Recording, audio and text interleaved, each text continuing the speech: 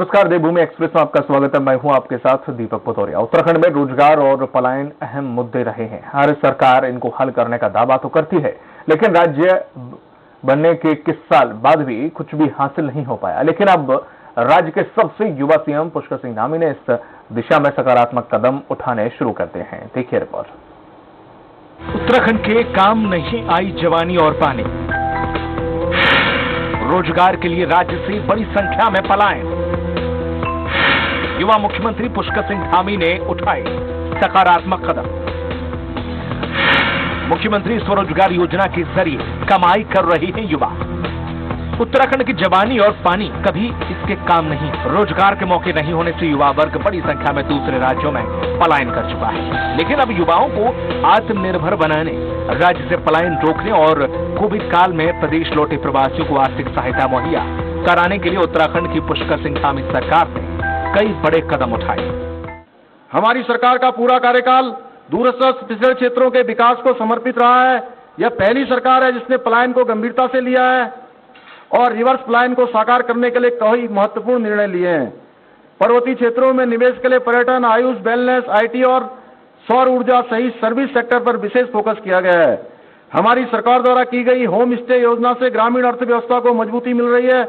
सबका साथ, सबका विकास, सबका विश्वास और सबका प्रयास हमारी सरकार का मूल मंत्र। उत्तराखंड मुख्यमंत्री स्वरोजगार योजना 2021 की शुरुआत इस दिशा में एक अहम पहल की गई। योजना के तहत कई तरह की कल्याणकारी योजनाओं का संचालन किया जा रहा है। मुख्यमंत्री ई रिक्शा कल्याण योजना के तहत सहकारी बैंकों से बेरोजगार युवाओं को ई रिक्शा खरीदने के लिए लोन मुहैया कराया जा रहा है। इसी तरह मोटरसाइकिल टैक्सी योजना में बेरोजगार युवा मोटरसाइकिल का संचालन टैक्सी के तौर पर कर सकते हैं, जिसमें युवाओं को मोटरसाइकिल खरीदने के लिए बिना ब्याज वाला लोन की सुविधा भी दी जा रही है। वहीं मुख्यमंत्री और सौर ऊर्जा स्वरोजगार योजना में युवाओं को कृषि के लिए अयोग्य भूमि पर सौर ऊर्जा प्लांट लगाकर आजीविका के मौके दिए जा रहे हैं। इसमें 10,000 युवाओं के लिए स्वरोजगार का लक्ष्य निर्धारित किया गया है। इसके अलावा मुख्यमंत्री स्वरोजगार योजना के तहत लोन लेकर दुकान खोलने से लेकर मुर्गी पालन, पशुपालन, डेयरी उद्योग भी शुरू किए जा सकते हैं। साथ ही लोन लेकर 25 लाख रुपए तक के मैन्युफैक्चरिंग उद्योग और 10 लाख तक के सर्विस सेक्टर के उद्योग भी लगाए जा सकते हैं, जिसमें 15 से 25% तक की सब्सिडी भी दी जा रही है। प्रदेश सरकार के मुख्यमंत्री पलायन रोकथाम योजना के तहत राज्य के प्रभावित कुल 474 गांवों में बेरोजगार युवाओं और गांवों में वापस लौटे युवाओं को स्वरोजगार मुहैया कराया जा रहा है। इसके पहले चरण में 2020-21 में कुल 18 करोड़ से ज्यादा की धनराशि स्वीकृत की है, जबकि राज्य के युवाओं को देश से बाहर रोजगार के अवसर उपलब्ध करवाने के लिए राज्य में विदेश रोजगार प्रकोष्ठ का गठन करने की घोषणा भी सीएम धामी ने की। के रूप में मेरी पहली प्राथमिकता युवाओं को उनकी समस्याओं को दूर करने की रही है। इसलिए हमने उत्तराखंड में सरकारी विभागों में रिक्त पड़े 24,000 पदों को भरने की प्रक्रिया प्रारंभ की है।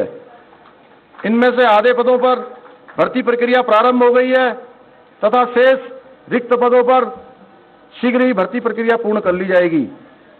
कुल मिलाकर राज्य के सीएम पुष्कर सिंह धामी ने युवाओं के लिए कई योजनाओं को चलाकर रोजगार पैदा करने और पलायन रोकने के लिए पहल की है, जिसके आने वाले दिनों में सार्थक परिणाम भी सामने आएंगे।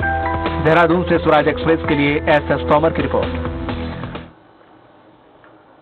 रक्षा मंत्री राजनाथ सिंह और मुख्यमंत्री पुष्कर सिंह धामी पिथौरागढ़ पहुंचे, जहां पर उन्होंने पाखू पुंगराऊ घाटी से शहीद सम्मान यात्रा का शुभारंभ किया। इसके लिए शहीद शौर्य चक्र चंदन सिंह कार्की के घर से लौट में जो मिट्टी है वो लाई गई। इस दौरान सांसद अजय टम्टा और ब्लॉक प्रमुख विनीता बाफिला समेत कई जो जनप्रतिनिधि थे वो मौजूद रहे।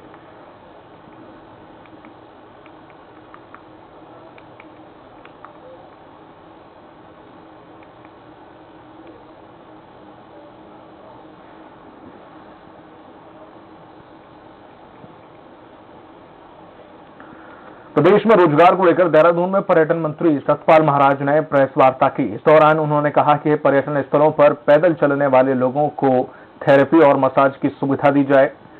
इस सुविधा से एक तरफ जहां पैदल चलने वाले लोगों को राहत मिलेगी, वहीं दूसरी तरफ लोगों को रोजगार भी मिलेगा। इस कार्य के लिए वैष्णो देवी परिसर के प्रशिक्षित लोगों को रखा जाएगा।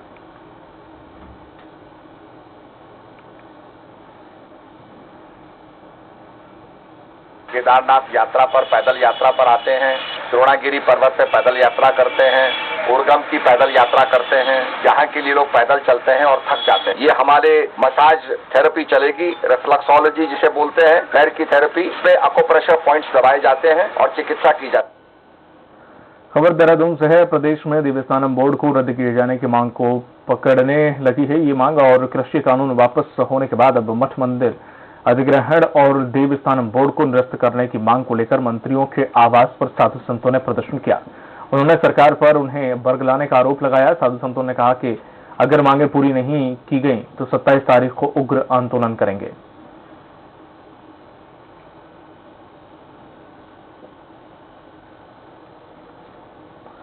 उत्तराखंड के तीर्थ पुरोहितों ने चारधाम देवस्थानम बोर्ड का विरोध तेज कर दिया है। देहरादून में तीर्थ पुरोहितों ने विरोध प्रदर्शन करते हुए प्रदेश के सभी मंत्रियों के आवास का घेराव किया और बोर्ड को तत्काल भंग करने की मांग की। तीर्थ पुरोहितों ने जब मंत्री सुबोध उनियाल के आवास के बाहर धरना शुरू किया तो मंत्री उनको मनाने बाहर आए। शासकीय प्रवक्ता कैबिनेट मंत्री सुबोध उनियाल ने तीर्थ पुरोहितों से अपील की है कि वह 30 नवंबर तक का इंतजार करें, सरकार उसके बाद कोई बड़ा फैसला करेगी। मैं जब केदारनाथ गए थे मोदी जी के दौरे से पहले तो बकायदा उनको बोलते हैं कि 30 नवंबर तक सरकार निर्णय ले लेगी। तो अभी 30 नवंबर आने में समय है, पूरा 7 दिन का समय बाकी है। ध्यानी जी को कह दिया गया कि तत्काल वो रिपोर्ट प्रस्तुत करें और ध्यानी की रिपोर्ट आने के इमीडिएटली उसके बाद हम लोग इसमें फैसला ले लेंगे। खबर देहरादून से है। आप प्रवक्ता नवीन प्रसादी ने दिल्ली में 35,000 से ज्यादा बुजुर्गों को मुफ्त में तीर्थ यात्रा कराने का दावा किया है। उन्होंने कहा है कि आगे भी दिल्ली में यात्रा कराई जाएगी। आप प्रवक्ता ने कहा है कि दिल्ली के सीएम उत्तराखंड में भी बुजुर्गों के लिए जल्द ही मुफ्त में तीर्थ यात्रा आयोजित करेंगे। तीर्थ यात्रा को लेकर आम आदमी पार्टी 26 नवंबर से 5 दिसंबर तक रजिस्ट्रेशन कार्यक्रम चलाएगी, जिसके बाद 25 नवंबर को यात्रा की गारंटी का शुभारंभ कर्नल अजय कोठियाल करेंगे। उन्होंने कहा है कि हरिद्वार में 1000 से ज्यादा सभाएं भी आयोजित की जाएंगी।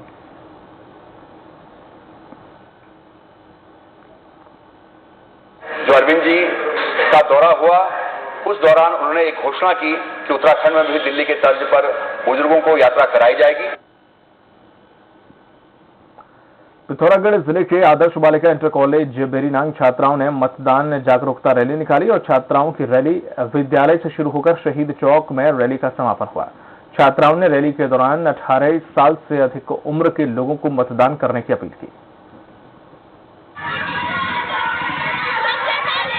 हमारे आसपास के लोग हैं वो अपना चुनाव कर सकें और 18 वर्ष से अधिक लोगों को वोट देना चाहिए।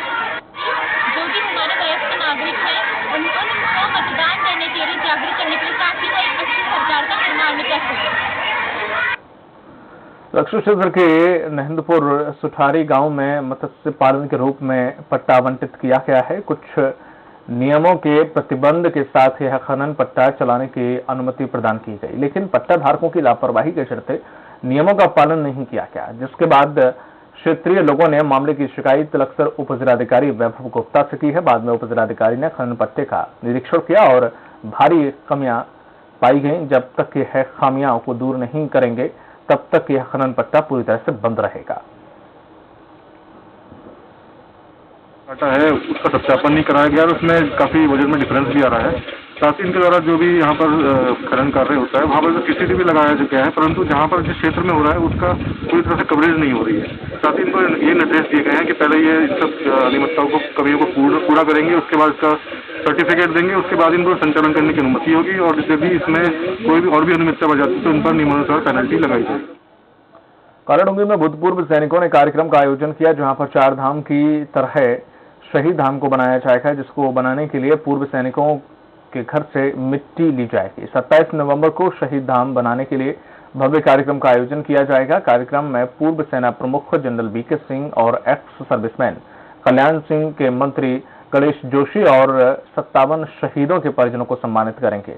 सैनिक कल्याण बोर्ड के स्थानीय नेतृत्व कर्नल आनंद सिंह बिष्ट करेंगे।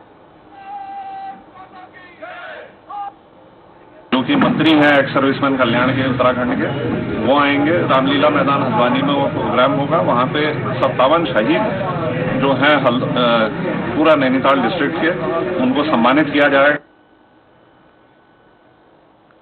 वक्त फिलहाल छोटे से ब्रेक के चलता हूँ क्या हाजिर।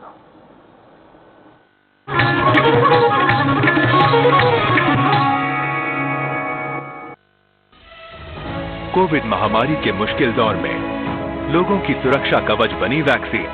प्रधानमंत्री श्री नरेंद्र मोदी जी के मार्गदर्शन एवं मुख्यमंत्री श्री पुष्कर सिंह धामी के कुशल नेतृत्व में उत्तराखंड सरकार ने इसी आवश्यकता को समझते हुए अपने नागरिकों के कोविड वैक्सीनेशन का 100% लक्ष्य पूरा किया। हिमालय के पहाड़ों के उस पार पहुंच करके लोगों के पास जाना कितना कठिन होता है ये हम भली भांति जानते हैं। उसके बावजूद भी इतनी बड़ी सिद्धि प्राप्त करना वाकई आप सब अभिनंदन के अधिकारी। उत्तराखंड राज्य में 18 वर्ष से ऊपर आयु वर्ग के सभी लोगों को कोविड वैक्सीन की पहली डोज लगाई जा चुकी है। सभी लोगों तक वैक्सीन पहुंचा पाए, उनको वैक्सीन लगा पाए और मुफ्त की वैक्सीन हमको उन्होंने दी है। इसके लिए मैं मोदी जी का विशेष रूप से धन्यवाद करना चाहता हूं और हमें खुशी है कि आज हमारे प्रदेश के अंदर हमारी सरकार ने बहुत अच्छा काम किया है और लक्ष्य जो है कम से कम 3 महीने पहले हमने पूरा कर लिया है। राज्य में जारी दूसरी डोज की वैक्सीनेशन ड्राइव के अंतर्गत भी अभूतपूर्व कार्य करते हुए राज्य सरकार अपने लक्ष्य को जल्द पूरा करने वाली है। वैक्सीनेशन के इस शुभ कार्य में पूरी प्रतिबद्धता से समर्पित राज्य सरकार अपना 100% योगदान दे रही है। अपने नागरिकों को कोरोना के साए से मुक्त, सुरक्षित एवं स्वस्थ जीवन का अवसर सुनिश्चित करना उत्तराखंड सरकार की प्राथमिकता है। अगर आपने कोविड की पहली डोज लगवा ली है तो समय पर दूसरी डोज अवश्य लगवाएं। नागरिकों के स्वास्थ्य के प्रति हर कदम तैयार, विकास पथ पर बढ़ती उत्तराखंड सरकार।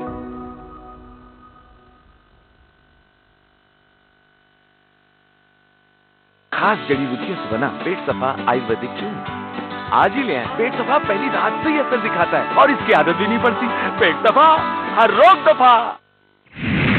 सबके साथ सबका विकास करने का दावा करने वाली बीजेपी क्या विपक्षी दलों पर वंशवाद का आरोप लगाकर सांस्कृतिक राष्ट्रवाद के मुद्दे पर मिशन यूपी की राह को बना पाएगी आसान? यूपी में बीजेपी के सांस्कृतिक राष्ट्रवाद के दांव पर कांग्रेस का भावनात्मक कार्ड और सपा की गठबंधन वाली राजनीति क्या मतदाताओं का मत हासिल करने में हो पाएगी कामयाब? सत्ता के संग्राम में आज राष्ट्रवाद वर्सेस वंशवाद, शाम 5 बजे एसपी त्रिपाठी के साथ।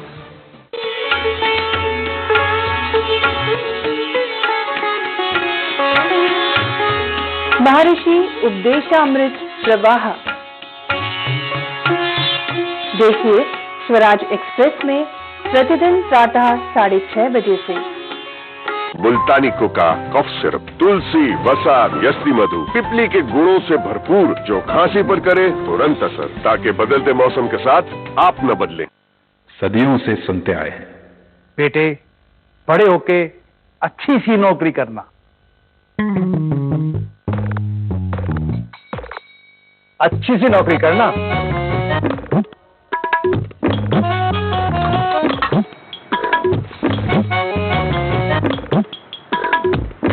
अच्छी सी नौकरी करना।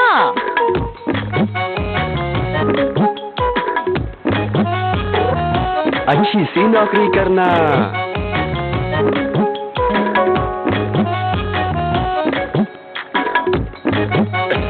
अच्छी सी नौकरी करना।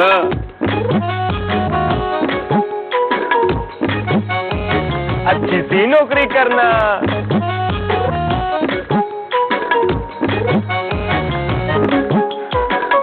अच्छी सी नौकरी करना।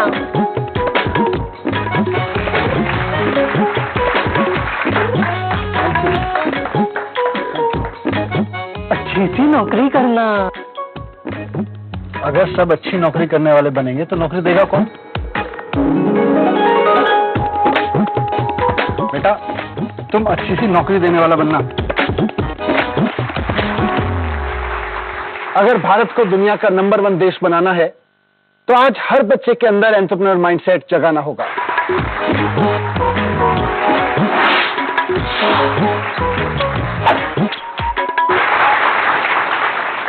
बिजनेस ब्लास्टर्स हमारी एक पहल है जो बच्चों को सिखा रही है कि उन्हें नौकरी ढूंढने वाला नहीं, नौकरी देने वाला बनना है।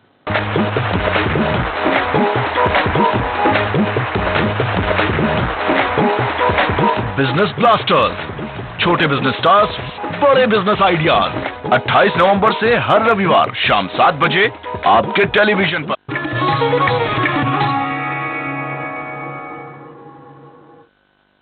ब्रेक के बाद स्वागत है आपका। रुक करते अगली खबर की ओर। काशीपुर में महानगर कांग्रेस अध्यक्ष ने चल रही सड़क निर्माण कार्यों की गुणवत्ता पर सवाल उठाया है। उन्होंने विधायक हरभजन सिंह चीमा पर जमकर निशाना साधा। उन्होंने विधायक पर झूठ बोलने और जनता को गुमराह करने का भी आरोप लगाया। चुनाव नजदीक आते ही जिस तरीके से दिन रात सड़कों के निर्माण कार्य का काम हमारे शहर में चल रहा है, उसमें गुणवत्ता बिल्कुल शून्य है और ये इस बात को दर्शाता है कि कहीं ना कहीं माननीय विधायक जी और मेयर जी के द्वारा उनकी इच्छा शक्ति में कमी रही है। अगर निर्माण नहीं हो रहा, केवल खानापूर्ति हो रही है। जिस प्रकार से माननीय मुख्यमंत्री जी की घोषणा थी कि साहब तत्काल प्रभाव से अधिकारियों को उन्होंने आदेश दिया कि तत्काल प्रभाव से गड्ढे मुक्त हो, उन्हें इस बात से मतलब नहीं कि गड्ढे मुक्त किस प्रकार से होंगे। रुड़की में पूर्व राज्य मंत्री एवं वरिष्ठ कांग्रेसी नेता आदित्य राणा ने कांग्रेस विधायक काजी निजामुद्दीन के विरुद्ध हल्ला बोला और इस दौरान वरिष्ठ कांग्रेसी नेता आदित्य राणा ने विधानसभा मंगलौर से टिकट मांगते हुए कहा कि वर्तमान विधायक काजी निजामुद्दीन ने क्षेत्र में शिक्षा, चिकित्सा और न ही कृषि के क्षेत्र में कोई कार्य किया। उन्होंने कहा कि विधायक काजी मात्र अपने निजी स्वार्थ के लिए कार्य करते हैं। मंगलौर विधायक जो है वो हमेशा कार्यकर्ताओं की उपेक्षा करने का काम करते हैं और उनके विरोध में हमेशा खड़े रहते हैं, उनकी मुखालफत हमेशा करते हैं बड़े नेताओं के सामने। इसलिए जो है यहाँ आज उनको चेताने का काम किया जा रहा है। टिकट मांगने का अधिकार सबको है। हम लोग भी 20 साल से जो है कांग्रेस के कार्यकर्ता हैं, सिपाही हैं, अपना हकों की बात कर रहे हैं मंगलौर विधानसभा पर। हमें जब तक किसान का बच्चा विधानसभा में नहीं जाएगा, लोकसभा में नहीं जाएगा, किसान की समस्याओं का अंत होने वाला नहीं है। कृषि कानूनों की वापसी के बाद अब उत्तराखंड में मठ मंदिर अधिग्रहण और देवस्थानम बोर्ड को रद्द करने की मांग तेज हो गई है। इन सब मुद्दों को लेकर साधु संतों ने दिल्ली में बैठक करके केंद्र सरकार से देश के सभी धर्म स्थलों को सरकारी नियंत्रण से मुक्त करने के साथ साथ उत्तराखंड में देवस्थानम बोर्ड को भंग करने की मांग की। अब उन्होंने 30 नवंबर तक का टाइम दिया है। अगर वो उसके बाद भी अगर कुछ नहीं करते हैं तो आने वाला जो विधानसभा सत्र है गैरसैंण में संबंधित पार्टियों के विधायक और जनता और वहां के जो ब्राह्मण समिति के लोग हैं उनको पूरा समर्थन अखाड़ा परिषद देगी। जैसा भी आंदोलन की रूपरेखा करेंगे हम लोग संपूर्ण आंदोलन के लिए उनके साथ तैयार रहेंगे। नैनीताल में कृष्णापुर के लोगों ने सड़क निर्माण की मांग को लेकर प्रदर्शन किया। इस मौके पर एक जुलूस भी निकाला गया जिसका नेतृत्व नगरपालिका परिषद के सभासद कैलाश रौतेला और पूर्व सभासद DN भट्ट ने किया। बता दें कि साल 2018 में बलियानाला क्षेत्र में हुए बड़े भूस्खलन के चलते मार्ग टूट गया था, जिससे आम जनमानस को आवाजाही करने में परेशानी का सामना करना पड़ रहा है।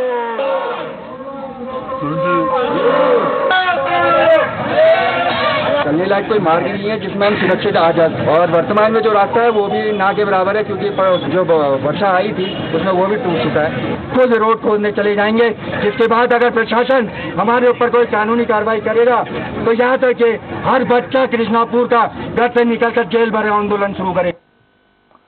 सरोवर नगरी नैनीताल के पंत पार्क से गुरुद्वारा तक फड़ लगाने वालों को SDM ने सख्त चेतावनी दी है।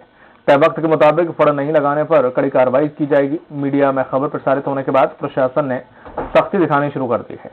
ADM ने साफ कहा है कि पार्क में अवैध तौर पर फड़ लगाने वालों पर कार्रवाई होगी, उन्हें बख्शा नहीं जाएगा। पिछले 7-8 दिनों से मीटिंग भी करी है और इनको बताया कि नगर पालिका किस तरह से अब यहाँ पे मैनेज करने वाली है। उनको समझाया गया कि हम इस तरफ केवल जो ग्राउंड वाली साइड है उस पर हम 121 जो जिन्हें लाइसेंस दिया हुआ है, जो लाइसेंसधारी है उनके लिए नियमित हमने चिन्हित जगह मार्क कर दी है। खबर जसपुर से है। विधानसभा चुनाव 2022 को लेकर सभी राजनीतिक दलों ने पूरी ताकत झोंक दी है। वहीं प्रशासन ने भी चुनाव के मद्देनजर कमर कस ली है। इधर SDM ने सभी ग्राम प्रधानों, BLO और सुपरवाइजरों की बैठक की और उन्होंने बैठक के दौरान फार्म 6-7 पर विशेष ध्यान देने के निर्देश दिए हैं। जो 18 वर्ष से ऊपर है और नाम छूटा हुआ है तो नजदीकी BLO से आप अपना नाम जुड़वा सकते हैं या आप तहसील में भी आकर नाम जुड़वा सकते हैं। जरूर, क्योंकि अब इलेक्शन मोड में हम लोग आ चुके हैं, तो तैयारियां हम लोग पूरी कमर कस के ही तैयारी। सिद्धार्थगंज में उपजिलाधिकारी तुषार सैनी ने बीएलओ की बैठक ली और बैठक में चुनाव को लेकर चर्चा की गई। इसके बाद उपजिलाधिकारी ने कहा है कि 18 साल के युवक युवती के नाम वोटर लिस्ट में जोड़े जाएं ताकि कोई भी वोट देने से न चूक जाए। लोग अभी 18 साल के हुए हैं, जो भी उनका अधिक से अधिक उनका वोट बन सके, और इंटर कॉलेज में एक ब्रज कैंप लगाएंगे जहाँ पे सभी हमारे बीएलओ बैठेंगे। इसका व्यापक प्रचार प्रसार जो है वो किया जा रहा है और वहीं पे वो लोग वोट बनाएंगे। इस बुलेटिन में फिलहाल इतना ही। दीजिए इजाजत। नमस्कार।